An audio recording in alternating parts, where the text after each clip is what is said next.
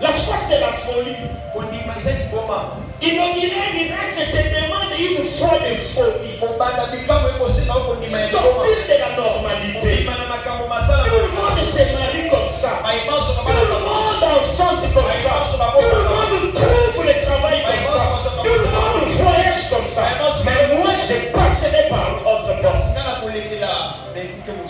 J'ouvrirai un chemin. Je traverserai par là. Pour s'en sortir de cette situation, quand les choses ne marchent plus, quand ça devient ton fils, ne te cramponne pas à te ronger par des questions. Demande plutôt un mot à Dieu. Un signe à Dieu. Quand tu ne comprends plus, tu n'arrives plus à prier. De voir la réponse, souvent, ou toujours, la réponse de Dieu vient par les signes. Voilà pourquoi la Bible dit, lorsque je vous ai visité, vous étiez Israël. Dans la Bible vient Abraham, Élie, Job, tout le monde. Dieu ne vient pas avec une réponse pour t'apporter tout. Non, il stimule ta foi. Il agira par des signes.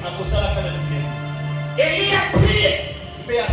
Croisez ne lui pas de clous. Il n'a pas plus de sang. Dieu l'exauce. Et Dieu dit, envoie. Les serviteurs partent. Et ainsi les gars. Mais quand il vient, il lui dit, il n'y a rien. Mais de loin, je vois une nuage par forme de main. Il a compris que c'est la main de l'Éternel. Tu ne peux inaugurer un miracle sans capter les signes précurseurs de ton miracle. Pour que Jésus naisse, malgré qu'il y avait des prophéties, il a fallu que les mages voient les signes. Quand est-ce que Dieu te visite? Quand tu as la solution, quand tu commences à percevoir les signes, les signes servent à quoi? Les signes te poussent à avancer encore, à te relever. Quand Élie a appris que la forme des mains était au ciel, il a dit, va dire à Akai, axe-toi de descendre. Mais la pluie n'était pas encore descendue. Mais un signe, il a dit à Akai, axe-toi de descendre. Ils sont paralysés. C'est ça le fruit de la foi. Tout miracle que tu vis, qui ne s'ensuit, qui ne se précède pas d'abord par les témoignages des signaux.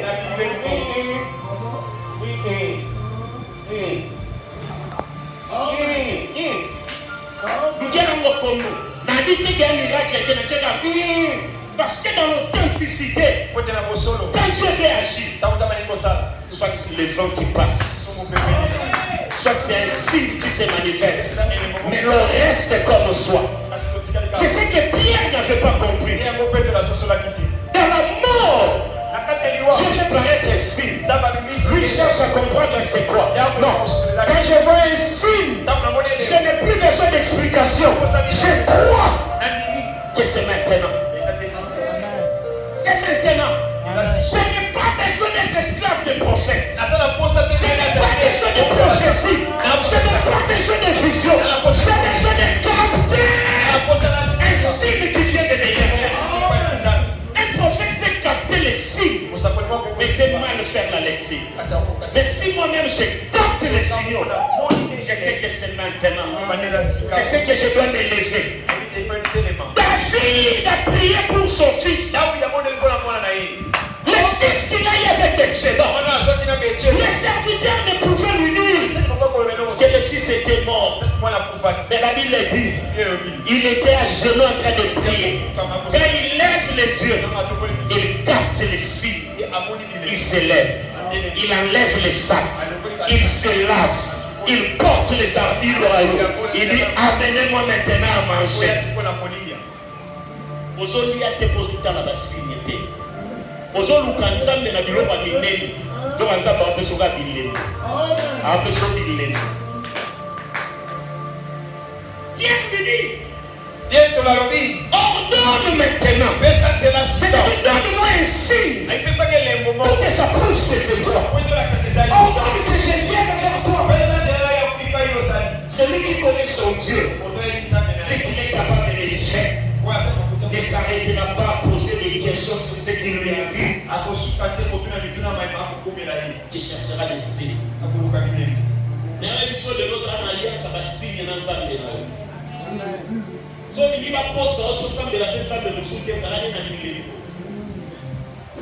vous ai mis un message prophétique. Je ne connais pas cette personne. Le cordon a pensé de la boîte de Seigneur. Quand on m'a donné ça, j'ai regardé, j'ai mis là, j'ai commencé à prier.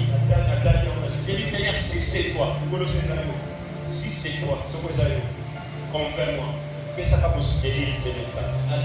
Je ne le connais pas. Je ne sais pas s'il est prophète, s'il est vrai, s'il est faux. On dit même l'évangéliste. Parce que délai, faut pas,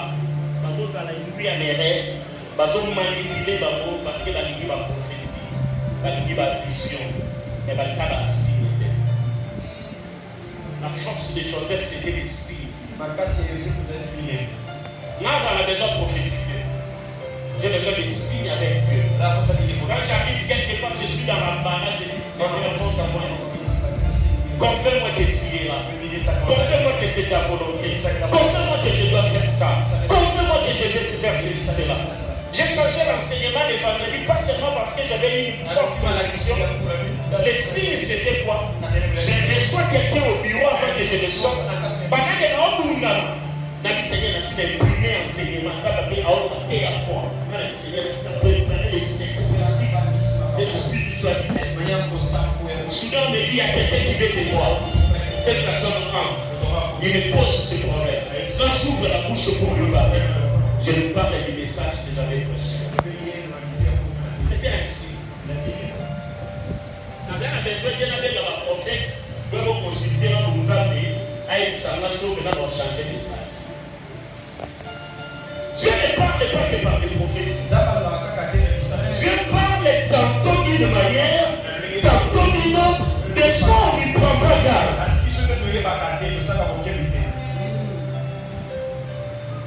Bonne prière. Jésus a demandé quand il nulle part où il n'y a pas main. Bonne Jésus va y avoir un rambour. Alors, bon, c'est la nation, il y a la boîte. C'est tout. C'est pourquoi il a crié fantôme.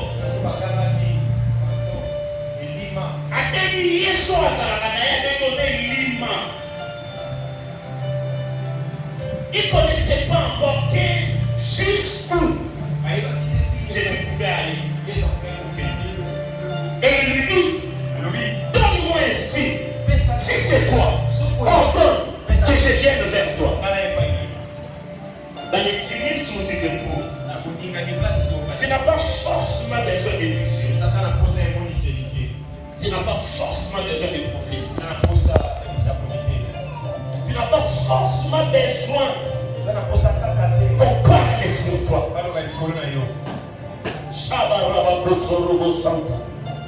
Tu as besoin d'une chose.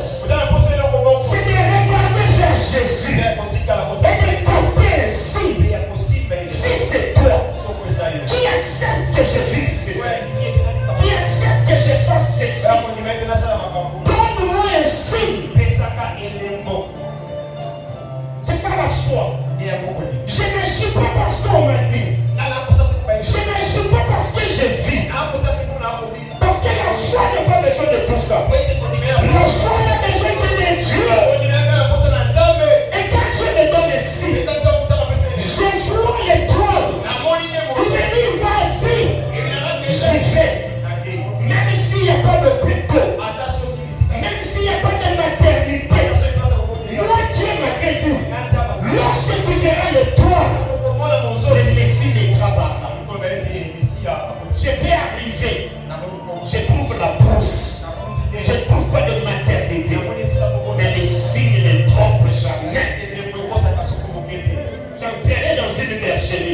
Je trouverai une crèche et je verrai les fils.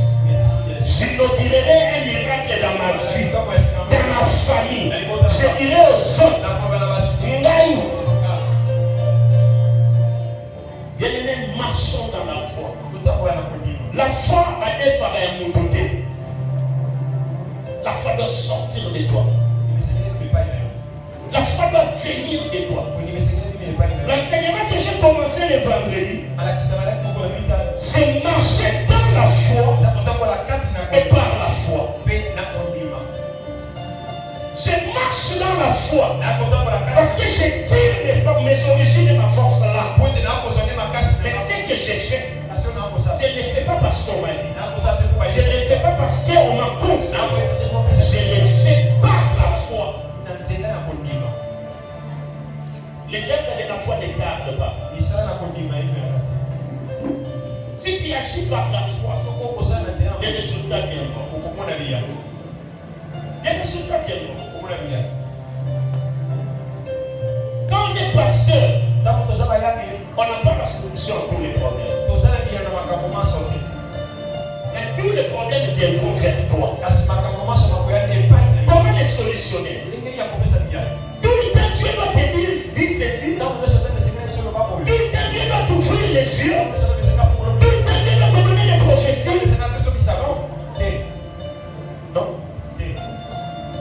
L'ennemi, j'ai béni le Seigneur, ça m'a fortifié. Il m'a avait une situation très difficile, très compliquée. Quand il m'en a parlé, en réalité, je n'avais pas de réponse. Ça m'avait d'abord révolté. Et puis j'ai prié. Quand il parlait, je disais à Dieu, Seigneur, si tu étais à ma place, quelle réponse donnerais-tu à cette femme? J'ai dit ça 3 fois. Quand elle a fini de parler, j'ai commencé à lui parler. J'ai commencé à lui dire des choses. Et j'ai dit, ce que tu crains n'arrivera que si tu ne fais rien. Mais si tu agis par la foi, oublie tout ce qui te tient dans cette situation. Je lui ai donné des directives. Je lui ai dit dans les 30 jours qui suivent, tu vivras ton miracle. Il a pris que 2 jours. Elle est devenue vers moi. Dieu a agi. Pour elle peut me prendre pour un Dieu. Elle peut me prendre comme quelqu'un qui parle avec Dieu à tout moment. Non. C'était la foi. Je lui ai dit, Dieu, le Dieu que moi je sais, ne peut pas permettre. Il te laisse vivre ça pendant autant d'années. Et puis à la fin, pour qu'il t'abandonne. S'il avait permis que tu commences là, il achèverait. Quel que soit ce qui va se passer.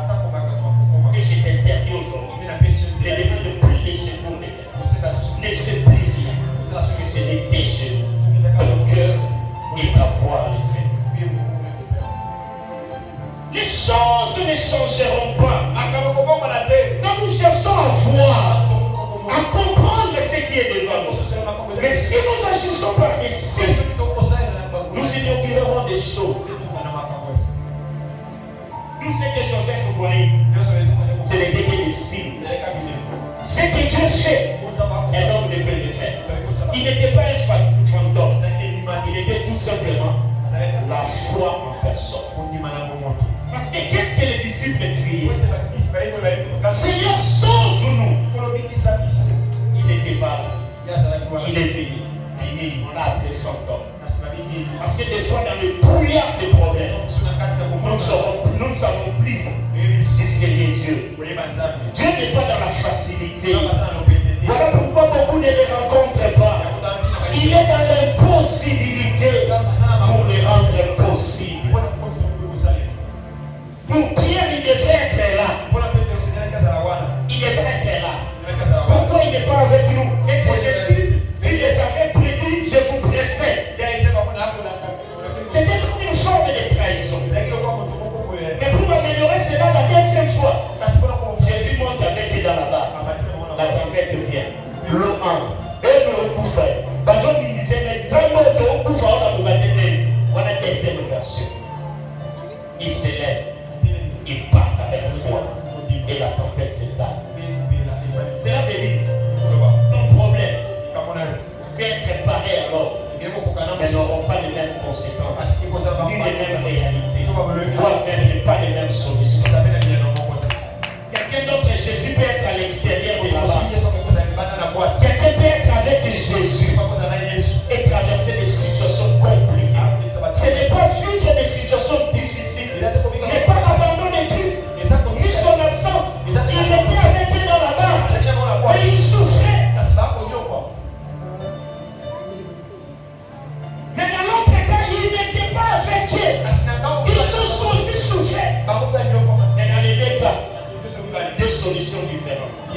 L'un inaugurait son miracle, l'autre aussi l'a inauguré autre. Là, il avait parlé à un homme. Dans la barque, il a parlé au vent. Pourquoi compares-tu ton problème au problème de l'autre? Il est question de la foi. Une foi qui agit.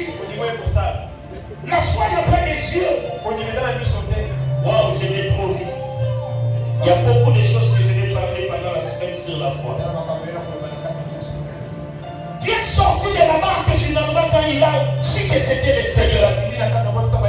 Et comment ça marchait? Jésus lui dit viens. Il avance. Pourquoi? Il a les yeux sur Jésus. Mais à un certain niveau, il regarde ailleurs. Il quand il regardait d'un côté, il eut peur. Il eut peur dans son miracle. Un miracle inédit. Il a commencé à s'enfoncer dans le processus de ta solution, dans le processus de ton miracle. Aie tes yeux que sur Jésus. Quand Jésus vient te visiter, il peut briser les lois établies. Il peut aller au-delà des lois du monde. Il peut même utiliser un péché.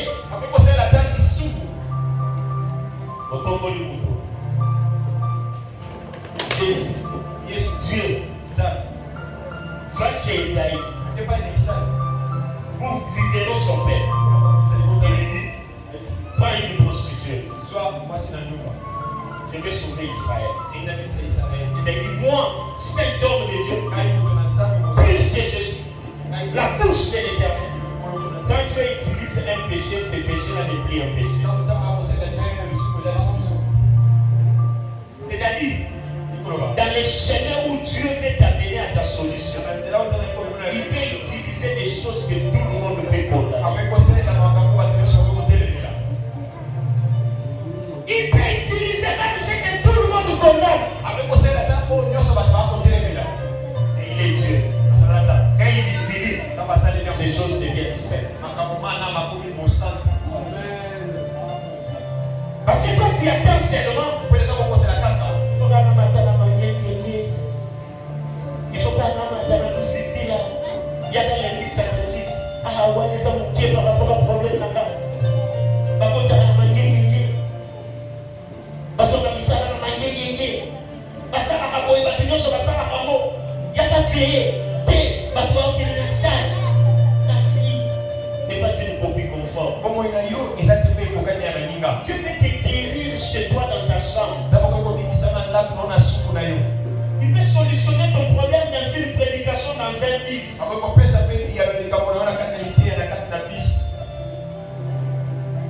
Ils attendaient que Jésus vienne à la manière ordinaire. Mais voyant que les gens étaient si forts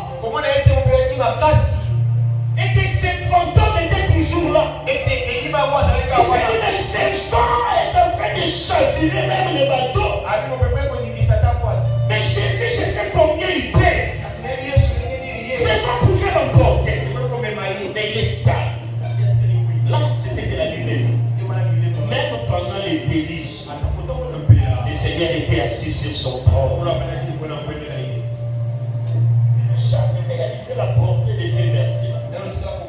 Pendant la déluge, plus rien n'existait. Tout était sous l'eau. L'eau avait atteint un niveau où l'existence n'y était plus. Tout était en train de chambouler. Mais la Bible dit Dieu était assis sur son trône. C'est-à-dire rien ne peut bouger le trône de Dieu. Il n'y a aucune situation, aucun problème qui peut rendre ton Dieu instable. Quand les choses se passent, Dieu vit. Il regarde, il attend voir comment agit ta foi. Bien pris, fantôme, dans cette terre de vent, comment Seigneur, quand tu n'es pas agité, il eut peur. La foi ne rend pas les choses faciles, bien aimé. Ça restera toujours compliqué. Ça restera toujours difficile. Mais ça sera possible. Parce que les changements commencera par des signaux que tu capteras. Je prie Dieu qu'il nous dise un temps de signes et de prodiges. Tel la Bible dit dans les actes des apôtres, vous verrez les ciels ouverts, le Fils de l'homme assis sur son trône. Vous verrez des prodiges en haut et des miracles sur la terre. Que cela soit le mode de vie des membres de cette église. Quand tu auras tes yeux fixés vers Jésus, quand le ciel s'ouvrira, que tu vives des choses inhabituelles, des choses qui ne sont jamais arrivées. Parce qu'une telle foi te poussera à ne plus avoir peur de ton problème et de ta situation. Tu auras toujours ton problème et tu le minimiseras. Tu seras toujours en difficulté, mais cette difficulté ne te mettra jamais à Jésus. C'est là le signe de la victoire. La foi accepte l'épreuve. La foi accepte d'être soumis à l'humiliation. Parce que la victoire de la foi produit des miracles. Et les miracles attirent les spectateurs. Sinon tu ne vivras pas ces choses. Il y a des choses que Dieu fait. Pas pour toi. Parce que toi il t'a déjà sauvé. Il a sauvé une multitude. J'aime quand je parle de ces choses. Il y a une histoire vraie, réelle, merveilleuse, qui a apporté le salut dans un peuple. En Ukraine, je crois qu'ils sont une civilisation riche, je crois, l'Ukraine. Ils n'acceptent pas le christianisme. Quand tu es chrétien, tu n'as pas droit à la parole.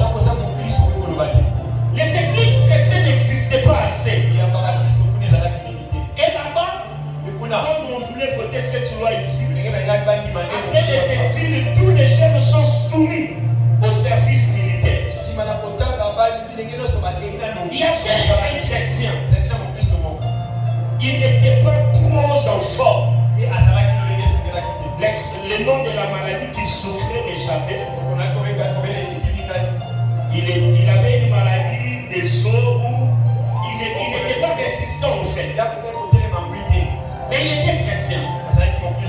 Dieu lui avait dit qu'il le visitera. Dieu lui avait dit qu'il le bénira. Dieu lui avait dit qu'il fera de lui un grand en Ukraine. Il a fini son premier cycle. Il devait aller dans la formation militaire.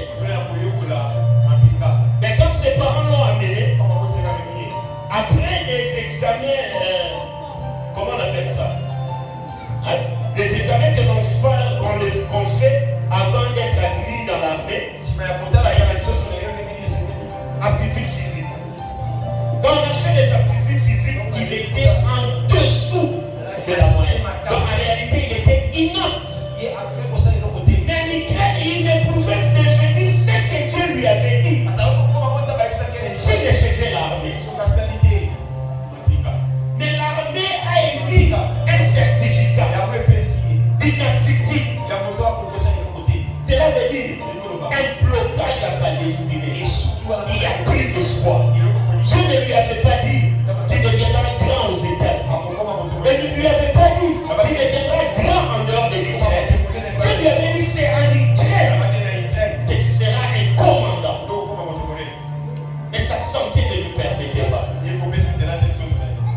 Ils sont rentrés à la maison. Les garçons plaignaient. Il est entré en prière. Il a vu ses parents. Il leur a dit, rentrons encore. Moi, je dois faire là. Parce que c'est à quoi Dieu m'appelle. Je dois passer par là. Les parents avaient pitié de l'enfant.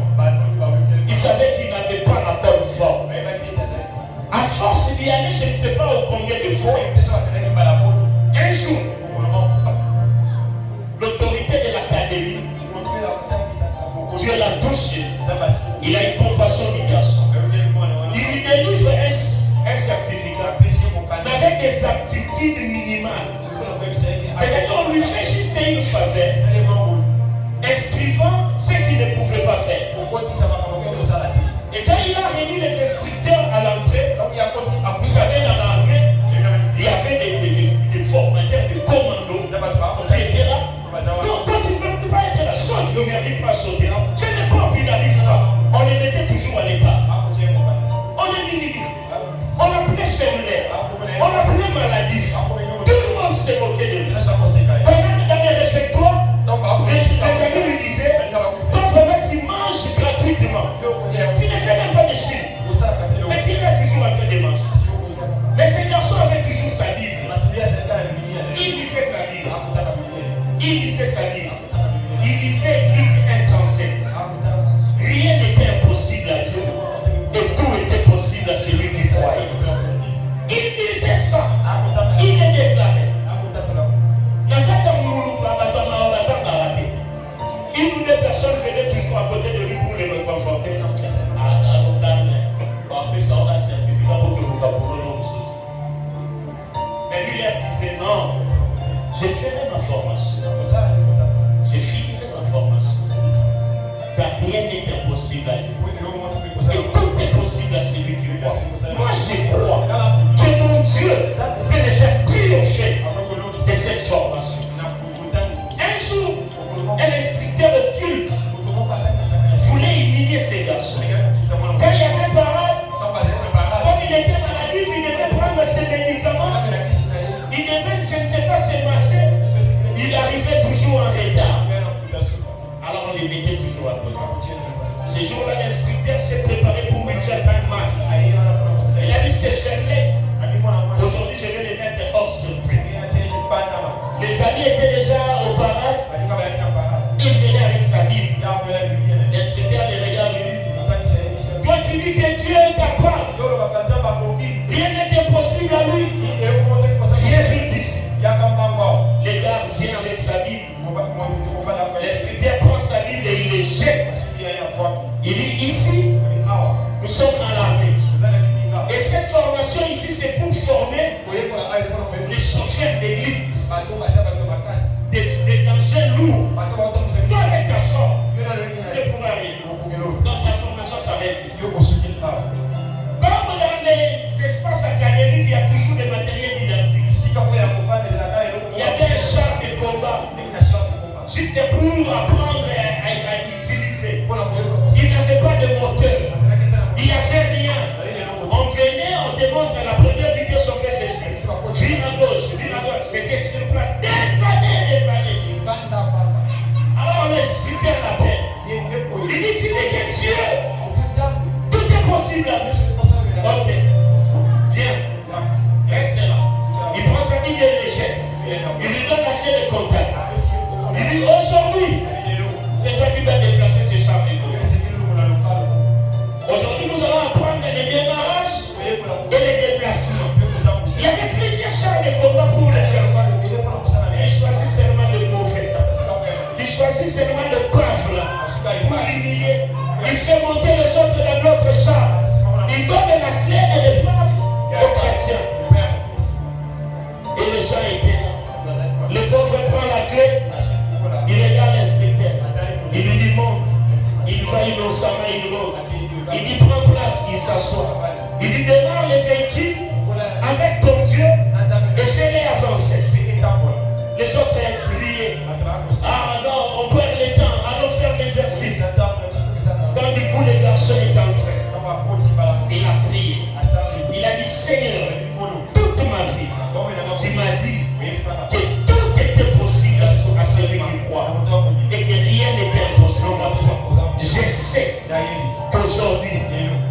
la gloire à ton nom. Il a pris la clé de contact. Il a introduit. Quand les scripteurs donnaient les dos et causaient avec les gens, ils ont du coup entendu un moteur démarrer. Il a fait tchan. Les chars de combat démarrent. Quand il s'est tourné, il y avait de la fumée. Les véhicules étaient en transe. Les s'étaient gelés. Tout le monde s'est écroulé à terre. Ils ont commencé à prier. Vous avez dit, mais ces véhicules, ça fait 30 ans. Personne n'en a démarré. Personne ne l'a déplacé. Ils viennent ouvrir les capots. Il n'y avait pas de moteur. Et les véhicules étaient en marche. Quand les garçons descendent, ils lèvent la main et leur disent, rien n'est impossible à Dieu. Tout est possible à celui qui croit. C'est alors que c'est quand il craignait et devenu un grand chrétien. On dit sur internet qu'on a mis un écriteau. Ici, rien n'est impossible à Dieu. Et tout est possible à celui qui croit. Une fille a changé l'histoire d'une nation. Toi aussi, par ce que tu traverses, par ce que tu vis, crois que Dieu a dit que rien n'est impossible à lui. Et tout était possible à celui qui croit. Et Jésus a dit, si tu crois, tu verras la main du Seigneur. Acclamons le Seigneur notre Dieu. Laisse-toi, nous allons prier comme encore 5 minutes pour la prière. La nuit, comme le modérateur a dit, j'ai beaucoup prié pour qu'aujourd'hui, personne ne quitte ce lieu tel qu'il était venu. Que quelque chose te quitte ce matin. Non pas par ma prière, mais par ta foi. Que tu crois à un miracle. Que tu crois que ça peut commencer maintenant. Que ça peut commencer aujourd'hui. À l'instant même. Parce que Dieu est capable. Jésus a regardé Marie. Il lui a dit, ne t'ai-je pas dit, si tu crois, tu verras la gloire de Dieu. Crois-tu que c'est possible? Le Dieu qui peut démarrer un véhicule sans moteur. Le Dieu qui peut placer des enfants dans le ventre de ceux qui manquent de tronc. Le Dieu qui peut ouvrir les yeux des aveugles sur leur poitrine. Le Dieu qui ressuscite des morts. N'est-il pas capable d'agir dans ta vie, de changer ta situation, d'inaugurer un miracle pour toi? Commence à prier. Commence à prier par rapport à ta foi. Je sais que ta foi te pousse à faire. Je sais que ta foi te pousse à dire.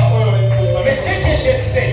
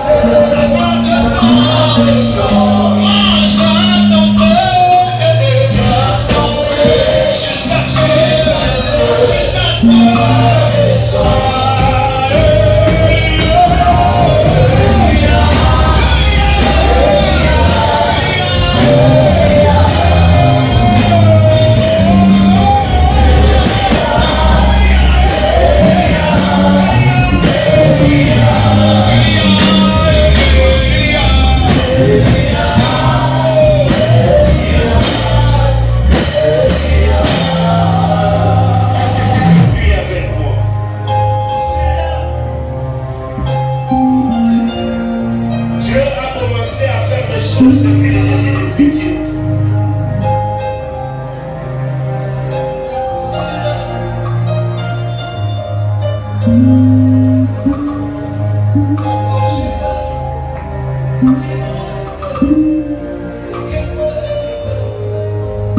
Maman, venez, je vais prier pour toi. Je vais t'aider avec quelque chose. Serre ta vie, je vais prier, je vais t'aider avec quelque chose.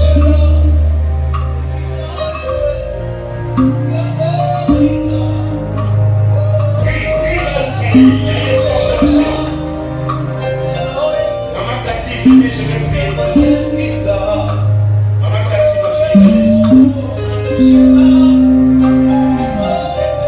Et si vous avez de la bonne ça me dit que ça a quelque chose pour la rien n'est impossible à Dieu. Tout est possible à celui qui croit. Et si tu crois au plus profond de ton cœur, tu verras la gloire de Dieu. On va pas absolument de l'onction. Lève les mains là où nous sommes.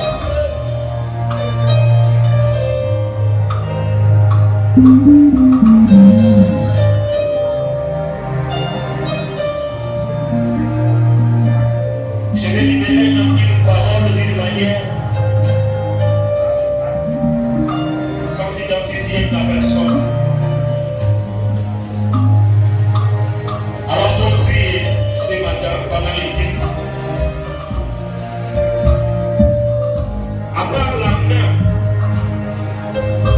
qui est descendue sur les têtes des gens et dont la voix criait guérison, guérison. Ce n'est pas ce que moi j'ai vu. Il y a que la vie et de la